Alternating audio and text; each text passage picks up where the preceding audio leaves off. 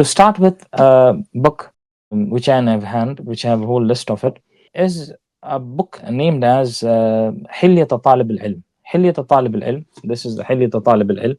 This book talks about, it's written by Shaykh Bakr Abu Zaid, rahimahullah. Bakr Abu Zaid was one of the greatest scholars of Saudi Arabia, passed away, rahmatullah alayh, and he was behind giving life to the books of Ibn Taymiyyah. And there is a whole project which is started, inshallah we'll talking about when we come into another section of it.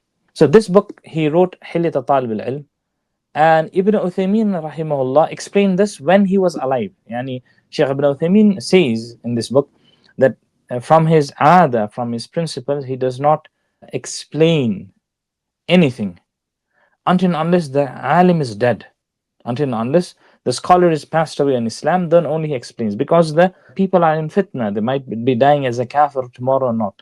But Bakr Abu Zaid's book is such an important book, and is such written in such a way which gives manhaj or a methodology for a talib al-ilm who wants to learn Islam from the scratch. What are the things he needs to? The first category talks about the principle he needs to adapt, the adab, and it talks about the books which he needs to read.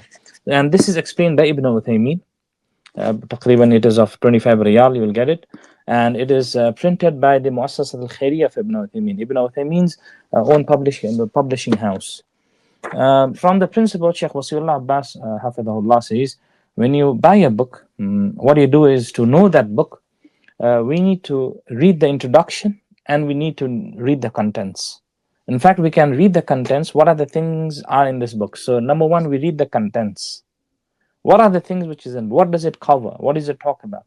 And then we read the introduction and the preface, so that we will know that why did the author write this? What was the reason behind him writing this? And what are the things which he has highlighted? Is it a book of refutation? Is this a book of giving an insight into something new which the earlier scholar did not? Why is this important, different from, why this book is different from the others? This is where he talks about. So when you go to the contents and the fahris, he talks about adab al-talib fi nafsihi. He talks about the adab, the etiquettes and the manners a talib al-ilm should have. Al-ilm ibadah, he says ilm is ibadah. Kun salafiyan, be a salafi when it comes to seeking knowledge. Mulazamata khashiyatillahi subhanahu wa ta'ala, you need to be fearful to Allah Azza wa Jal. And he talks about all the way kayfiyat al-talaba wa talaqqi, how should we seek knowledge and be consistent into that. And maratib, how do you get into different levels of ilm. وضبط المتون على العلماء, and to read and memorize the mutun of ilm, the text of the ilm with the scholars. Okay. وعدم الاشتغال بالمطولات. When you're studying ilm, do not get busy with big tafasir or big explanations of hadith like Tafsir Ibn Kathir and Fath al-Bari. You don't go and you're just a talib al-ilm. You're just a mubtadi, a person who has just started. He gives the whole manhaj, yani, he gives the whole methodology how you should seek knowledge. So this book, Hilal Talib al-Ilm, this you will also find in the English language, the etiquettes of seeking knowledge by something of this name, by Bakr Abu Zaid. If you go right on Google, seeking the etiquettes of knowledge by Bakr Abu Zaid, you will get this book, inshallah.